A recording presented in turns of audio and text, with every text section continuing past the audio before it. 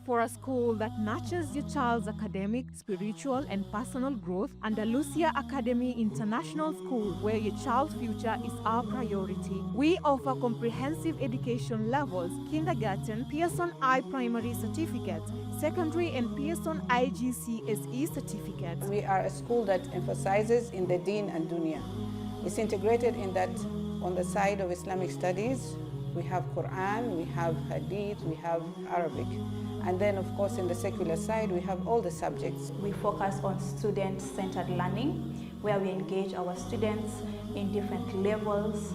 Other than that, we have very innovative teachers who help to cultivate creative thinking, problem solving, which are very, very key skills in our learners, not only in school, but also for their future. Hello everyone, my name is Aisha Mohammed and I'm a student under Andalusia International School. I've been here for the past 5 years and I'm in year 11 right now, and my experience in this school so far has been amazing. Admissions are available. Visit us today. We are located in Nairobi, South Sea, Andalusia Academy International School, where your child's future is our priority.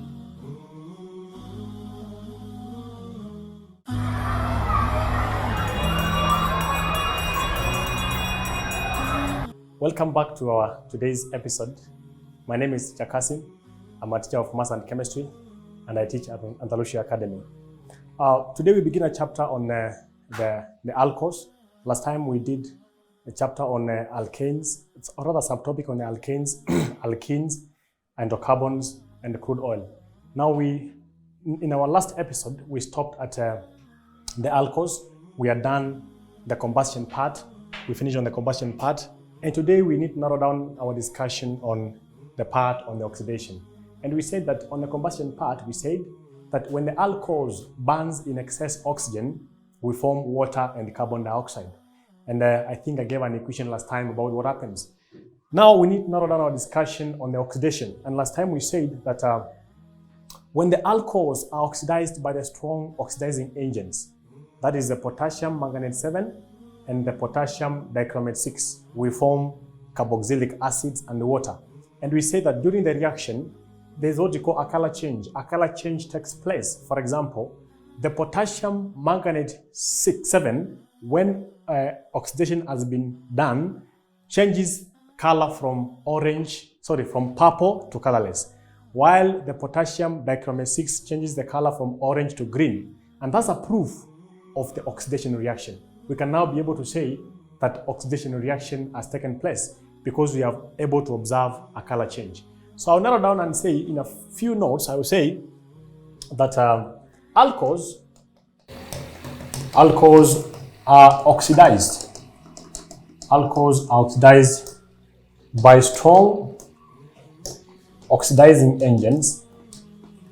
Strong oxidizing agents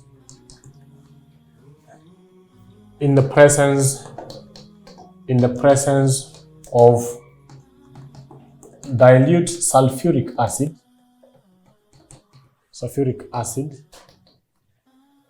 to form carboxylic acids and water. Carboxylic acids and water. The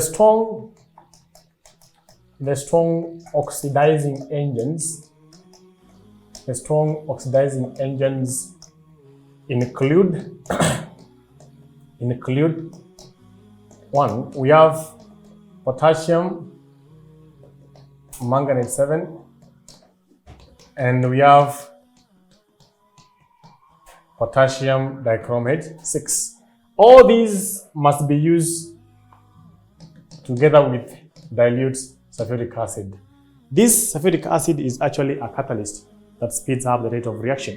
That is what happens when alcohols are oxidized. I'll give an equation to illustrate exactly what happens during the oxidation. So we have an alcohol, then we have, for example, the KMnO4. There must be dilute sulfuric acid. We form a carboxylic acid, plus water. Carboxylic acid plus water. I'll give the first chemical equation to show how these reactions look like. So we have the first equation, ethanol, for example. Ethanol, KMNO4, we form ethanoic acid. We form ethanoic acid, and of course plus water. Ethanoic acid plus water. So this is a word equation. I can give a chemical equation. So we can have the ethanol is a carbon, it's an alcohol with that functional group. Then when we had the sulfuric acid plus the oxidizing agent, we form a carboxylic acid. This is what we call the ethanoic acid. This is what we call the ethanoic acid. And of course, we have the water molecule. This is what we call the water molecule. There must be a lone pair of electrons in the water molecule. This is what we call the displayed formula. Then we can just give structural formula on the same equation. So we have a CH3, CH2, OH, same equation, hydrogen ions, KMNO4, we form CH3, COOH, and of course plus the water molecule. This is the equation that is shown as a displayed formula. This is the equation that is shown as a molecular formula. So that is what happens when the alcohols are oxidized. That is on the oxidation of alcohols. We form carboxylic acid and also we form the water molecule. Now I want to go to a different subtopic on the production of alcohols. Production of alcohols. Production of alcohols. Alcohols are produced in two ways. There are two ways of making the alcohols. One of them is called the fermentation. The other one is called the hydration. These two processes are different. These two methods are different in terms of materials that we use to make the alcohols, in terms of how faster we make the alcohols, and in terms of how pure the alcohol can be. So I'll start with the first one, that is on the fermentation. The first one, I can say that alcohols are manufactured. Alcohols are manufactured in two processes. One, we have the fermentation. And two, we have the hydration. We have the fermentation and we have the hydration. I'll need to explain more on the fermentation and also on the hydration in terms of the equation that we have, in terms of the raw materials that we use to make the alcohol for the fermentation and also for the hydration. So let me start with the fermentation.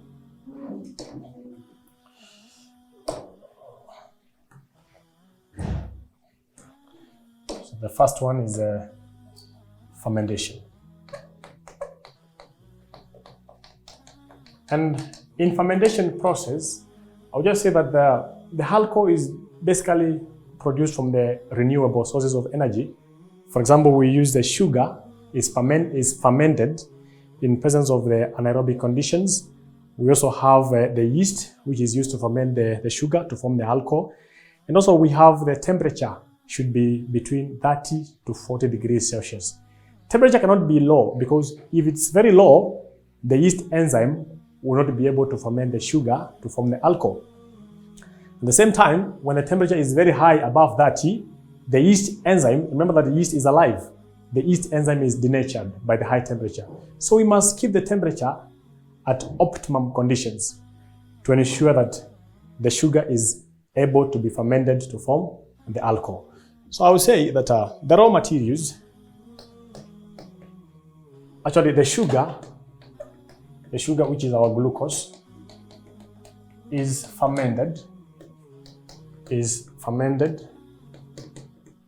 under anaerobic conditions to form alcohol. form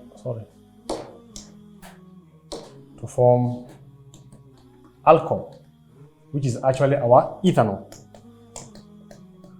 So we have the starting material for the reaction.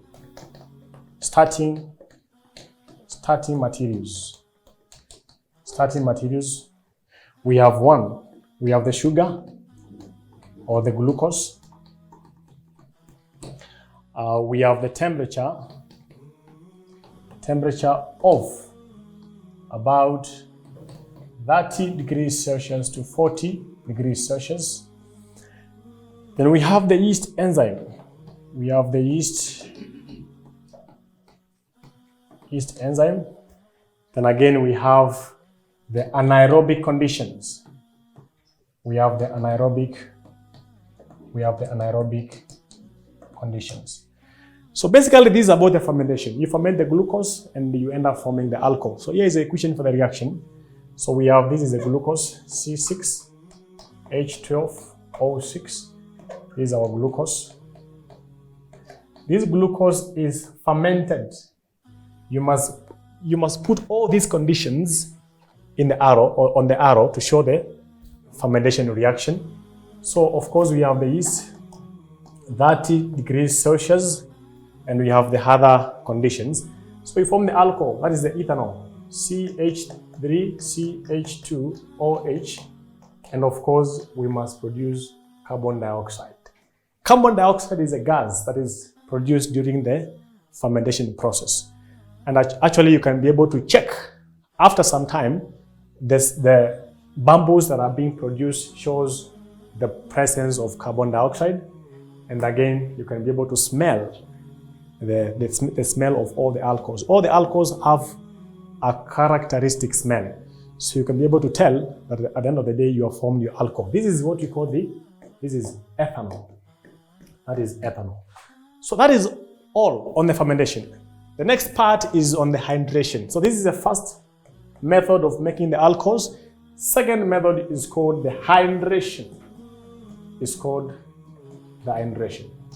And I will say that hydration reaction is actually one of the most advanced method of making alcohols as compared to the fermentation.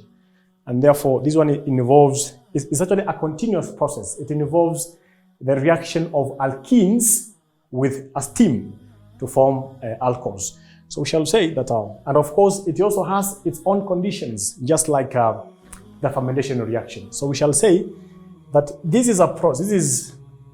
This is a more advanced method of production of alcohols. It's a more advanced method of making alcohols. So we also have the conditions. So conditions for hydration. Conditions for hydration. Condition for hydration. There are three conditions for the hydration reaction. One, there must be a catalyst called a phosphoric acid. There must be a pressure of around 60 atm. And there must be a temperature of about 300 degrees Celsius. So the conditions for the hydration, the conditions for hydration reaction are: 1, pressure of about 60 to 70 atm. Temperature of about 300 degrees Celsius. And we have the phosphoric acid catalyst. Phosphoric acid catalyst. So I'll give the equation for the hydration. The equation for hydration. I'll give an example of this. I'll give an example equation for this reaction. I'll use the ethene. For example, I can use the ethene.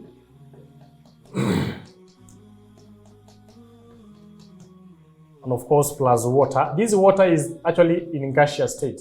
Steam in gaseous state. This is ethene. And then we form ethanol, of course. Carbon, OH. This is what we call the ethanol.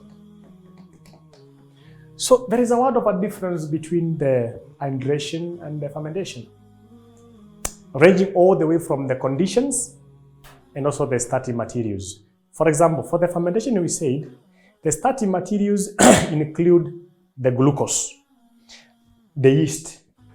Temperature must be of about 30 degrees Celsius, and there must be also anaerobic conditions. But for the hydration, it's different because we use very conditions for the reaction. We use the pressure of around 60 to 70 atm, temperature of 300, phosphoric acid catalyst. So these are the two methods of production of alcohols. We need to compare the two. Which one is more faster, which one is cheaper, and such like things.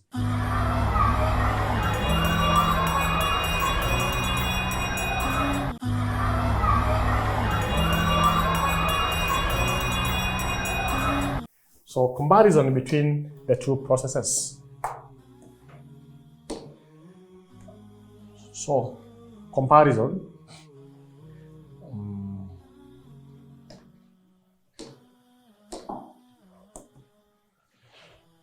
So comparison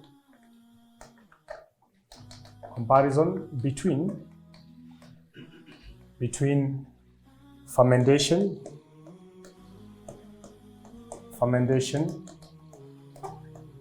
and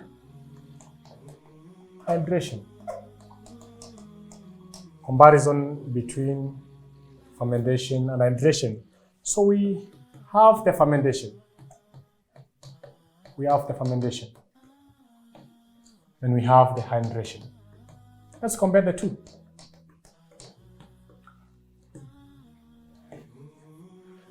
So let's compare the two. One, you'll find that fermentation uses renewable resources. Renewable resources. That is the sugar. But hydration, on the other hand, uses non-renewable sources. That's the first comparison. Second one, you will find that fermentation is very slow, a slow process.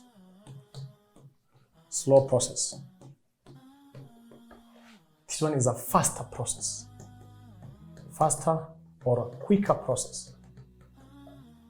Is a quicker process.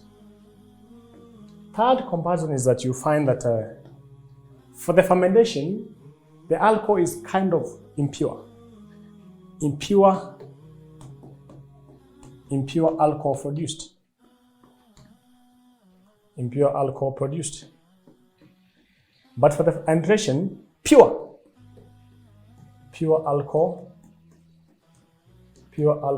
produced. The fourth comparison is that this one is actually what you call a batch process. This one is a batch. We call it a batch process. And what do I mean by the word batch process? Batch means that we mix all the reactants together, the sugar, the water, the yeast, and the glucose all together.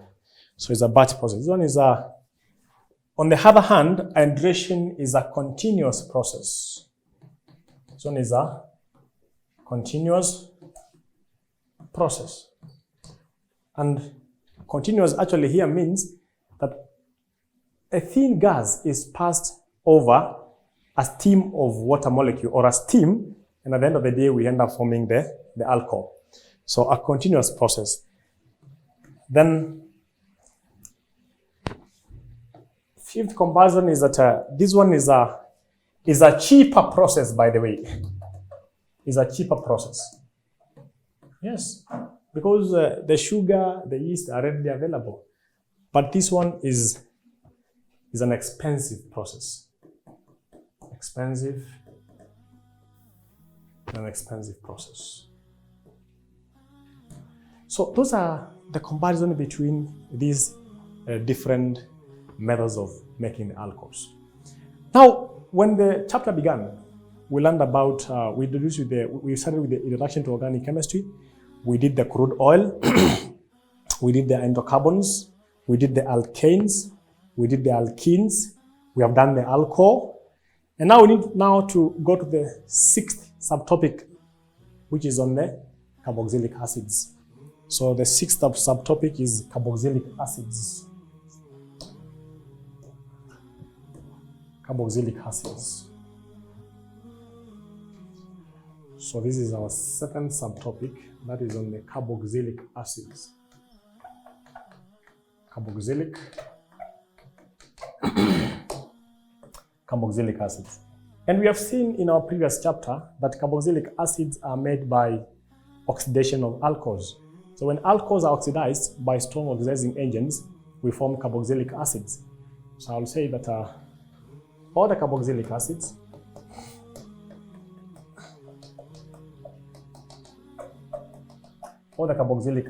are formed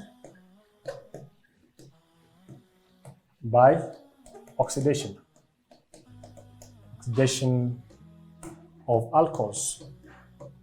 They are formed by oxidation of alcohols in presence of strong oxidizing agents.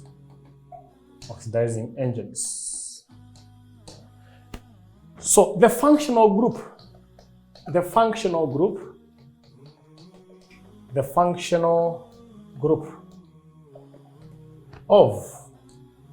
carboxylic acids is a dash COOH. All the carboxylic acids must have that functional group. And this one can be shown actually as a displayed formula. So this can be as well written down as carbon. Then we have that double bond there from carbon to oxygen. Then also we have this OH group. This is a functional group of carboxylic acid. So this one is shown as a displayed formula. This one is shown as a structural formula. So all the carboxylic acids must have that functional group. Let's go now to naming or nomenclature of the carboxylic acids. The nomenclature of carboxylic acids. The nomenclature, or rather the naming of carboxylic acids. And on the nomenclature, there is not much difference, there's not much variation or difference between the naming of alcohols, alkanes, alkenes, and carboxylic acids, because the first member must start with a meth.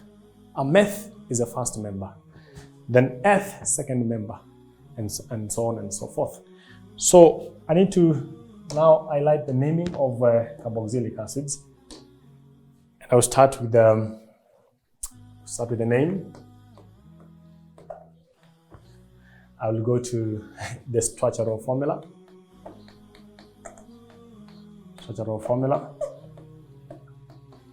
And then we have the displayed formula. Rather the molecular, okay, the displayed formula.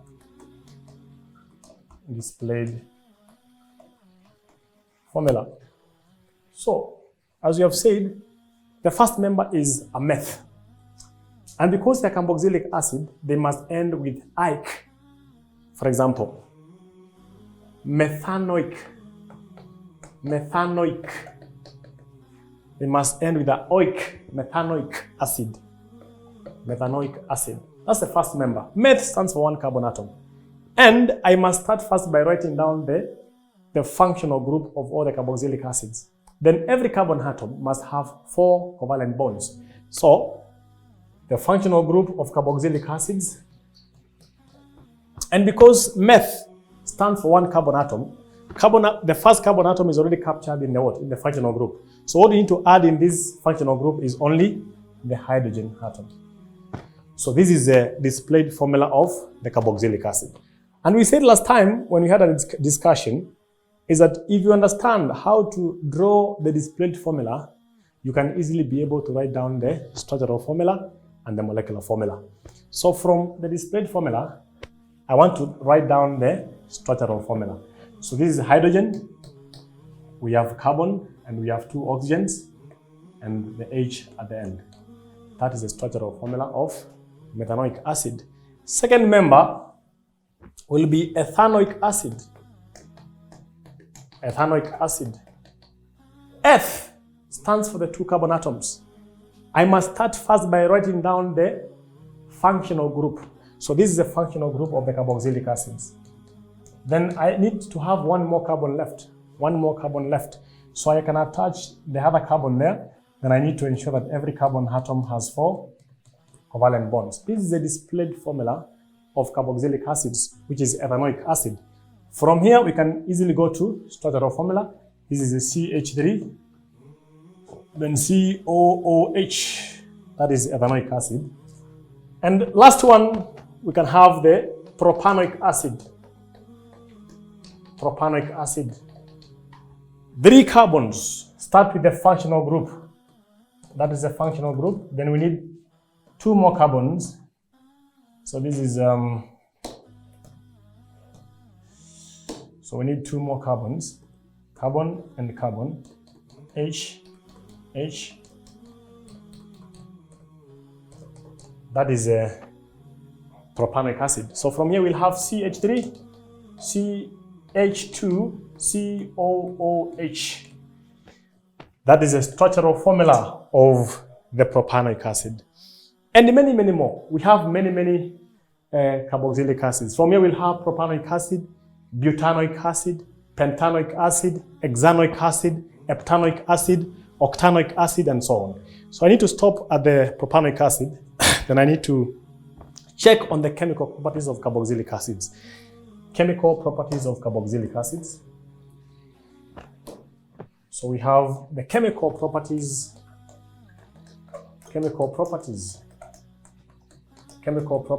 of carboxylic acids. So on the chemical properties, the first one is the reaction with metals. A reaction with metals. The reaction with the metals. And the carboxylic acids, although they are weak acids, they typically react like any other acids. And we say that the carboxylic acids react with metals to form a salt and hydrogen gas. Carboxylic acids reacts with metals to form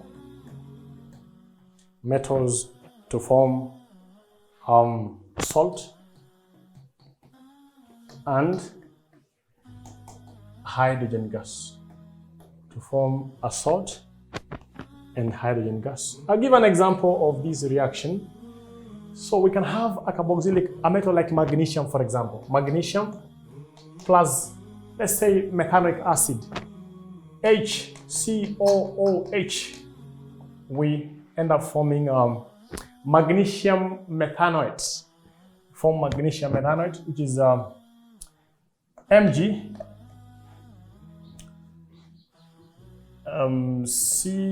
COO. Then of course I need to start with the so we have the carboxylic part is the Mg2 plus COO minus. This one is the ion. So from here we swap the charges. 2 comes here and 1 goes here. So we shall have Mg HCOO, then brackets 2. So here our salt will be, so we shall have the Mg, then we have HCOO, then brackets 2, and of course plus hydrogen gas. So this one is what you call the magnesium methanoate. This is the magnesium, this is magnesium methanoate. Then you can also have more of these reactions. So we can have the reaction between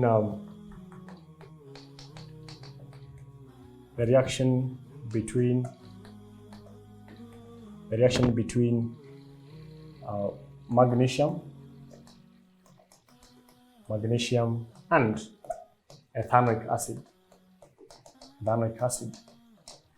So in this reaction, we end up forming magnesium ethanoate plus hydrogen gas. During the reaction, there is a fizzing sound, and this fizzing sound is due to production of hydrogen gas. Hydrogen gas can be tested because it burns with a pop sound.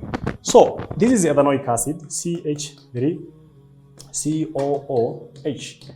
Once this one ionizes, we normally have the ethanoate ion, CH3COO minus, and of course plus hydrogen ion. Now this one reacts with what? Magnesium ion, which is Mg2 plus. So we end up forming the Mg2 plus CH3COO minus. This is methanoate ion. So you swap, this is ethanoate ion. You swap the valency and you have a CH3COO brackets 2 Mg. This is what we call magnesium ethanoate. That salt is called magnesium. That salt is called magnesium ethanoate. And I think from our next discussion, we shall also see more on the reactions between carboxylic acids and the metal carbonates and end up with the esters. So I think we can now stop at that point. See you again in our next episode. Thank you.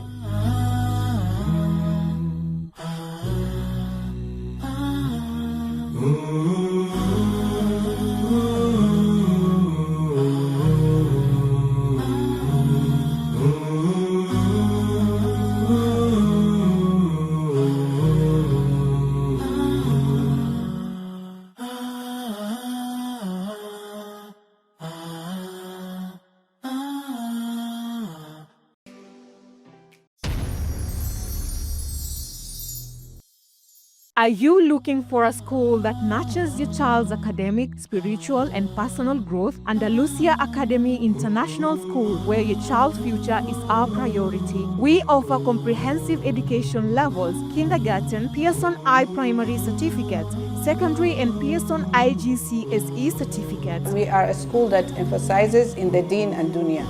It's integrated in that on the side of Islamic studies, we have Quran, we have Hadith, we have Arabic. And then of course in the secular side, we have all the subjects. We focus on student-centered learning, where we engage our students in different levels. Other than that, we have very innovative teachers who help to cultivate creative thinking, problem solving, which are very, very key skills in our learners, not only in school, but also for their future. Hello everyone, my name is Aisha Mohammed and I'm a student under Andalusia International School.